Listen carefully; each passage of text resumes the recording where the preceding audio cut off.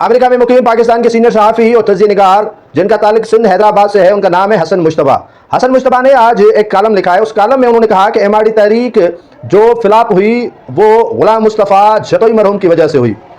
अपने कालम में वो लिखते हैं कि जब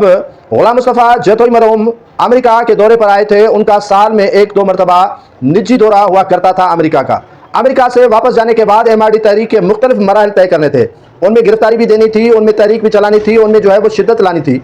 अब लोगों ने ये सोचा, बकौल हसन मुश्तबा के मैं नहीं कर रहा, उन्होंने अपने अल्फाज कोड किए हैं कि बकौल उन अफराद के जो गुलाम मुस्तफ़ा जतोई अमेरिका से होकर आए हैं और वहाँ कांग्रेस के जो मेंबर थे उनसे मुलाकात करने के बाद अब ये तहरीक ज़िया-उल-हक की हुकूमत का तख्ता उलट कर ही ख़त्म हो जाएगी और चंद दिनों का मेहमान है ज़िया-उल-हक, जिसमें लोगों ने बढ़ चढ़ कर हिस्सा लिया और भरपूर अंदाज में उन्होंने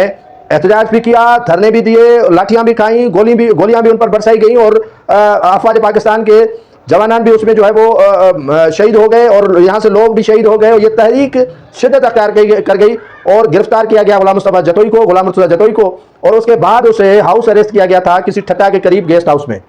वहाँ पर ज़िया-उल-हक के रफ़का उनसे मिले और उन्हें बताया कि जो